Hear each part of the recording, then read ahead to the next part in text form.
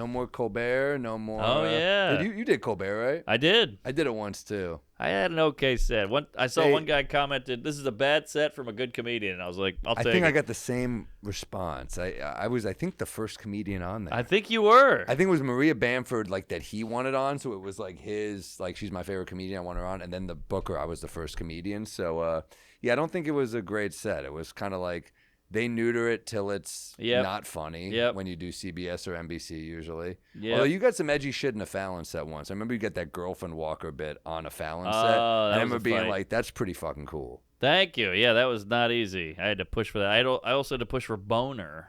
God. They wanted me to say erection. Well, the problem is, look, it was fun to do. It's fun as hell to be in the Ed Sullivan Theater. It's iconic. But it was a tough one for comics, as we all know. It really was, yeah. Although we did it when Colbert was still there. Remember, he would walk out? Yeah, they would just have like 6 comedians at a time. Yeah. And just record, and he wasn't there, which is like, it really takes the thrill away. Completely. You want to meet the host, you want the handshake, you want the job well done thing. I mean, you want the whole experience. Yeah. Otherwise, it's just a stage. Yeah, it's like, who gives a shit? Yeah, they would just plug and play it. Like, they'd kind of hold it and be like, here, we'll put it in when we feel like it. The rumor was he didn't love stand-up. I don't know. Yeah. I'm sure he doesn't like the type of comedy we do, would be my guess. But really? Maybe. I don't know. I mean, I had a ton of respect for Colbert. Like, growing up, I interned on Colbert Report. I loved the best. I loved Stranger with Candy. I loved, His, was it White House?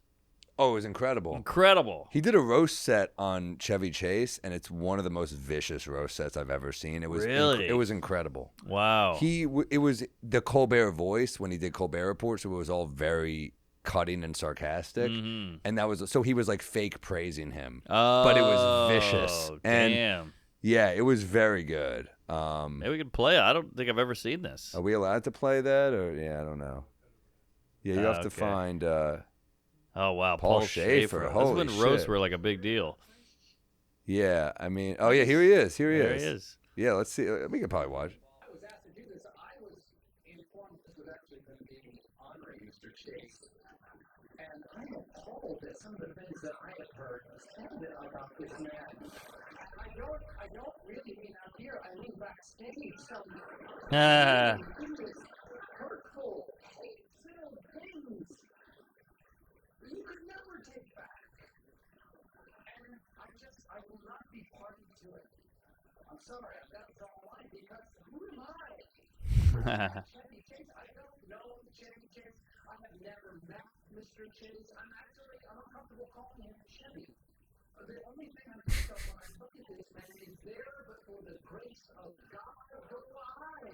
The comedy gods to strike me down like this, to leave me pale and pear-shaped, a humorless husk of my former self, posting wow. like some sort of walking, waking cautionary tale, shapeless and odorless and colorless, gray on beige, a comedy lamprey just wow. This was a risk, and it worked. He committed. The sync is off. Yeah.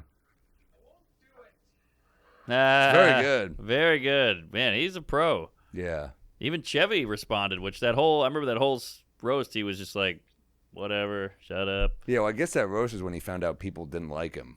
It's a weird way to find out. That you're like, I guess you ask all the big dogs to do it, and they're like, no, fuck that guy. Yeah, everybody hates him. I met him at the Adam Ray, Dr. Phil. Yeah, what was the vibe? Not great. It was just like, I got the limp handshake, and he was in a wheelchair, which was awkward. Damn. And then he walked out, did the show, didn't say much. He's in a wheelchair, but he did walk out. Yeah, he has the wheelchair just to get around, but he can still walk. That's a weird move. Yeah, I think he needs it a little, but no one respects a half a wheelchair. No, they really don't. It's weird to be like, yeah, I'll do the wheelchair for this part, and then you're like, I'm good for now. Yeah, it's strange. There he is. Yeah, no energy. Didn't bring anything to the table, but still pretty cool to have him there, I guess. I mean, I grew up with the guy. Done a lot of shit. Yeah, there he is. He's a legend, of course.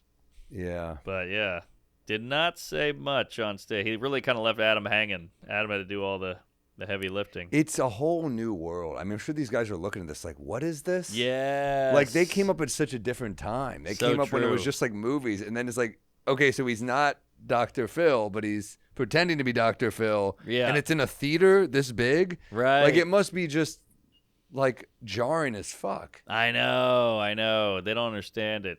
There's a lot going. Well, we have to put out our own content. I think that's most people are like, "Where's the camera? Where's the crew? Where's craft service?"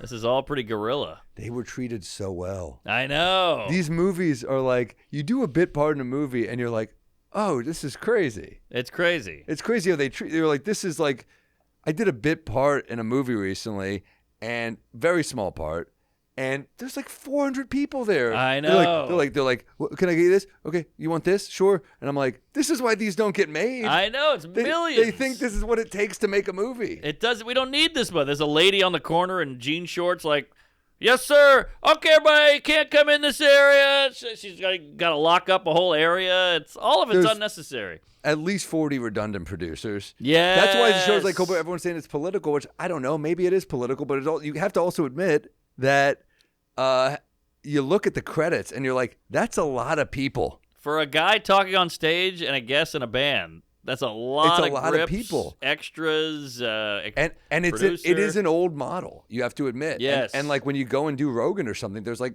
4 people there. And this is the most top grossing show. So Yeah. you have to look at like, okay, I hope these shows don't always go away because forever go away, because I love the idea of like an interview with a crowd. I think it's awesome. Like, Sure, I love that sure. shit. But you do have to find a way to do it in an affordable way. Yeah. And then also it fucking breaks my heart because you think of the people who like post-strike, like, man, how many writers do we know who can't work and Can't get a work. job? And now you're going to throw all these other people. It's going to be fucking hard, dude. It is, yeah. But it's times are changing. It's kind of like. I mean, we just have Matt Peters here and we pay him in M&Ms. It's crazy, you know? It's But it's like that's how everything goes. It's like the saddle guy, when the car comes out, he's fucked. The horseshoe guy's fucked. Yeah. The barn guy's fucked. The horse tame guy's fucked. You know, it's just things change. Now we got self-driving cars coming. So the trucker's like, well, what do we do? yeah.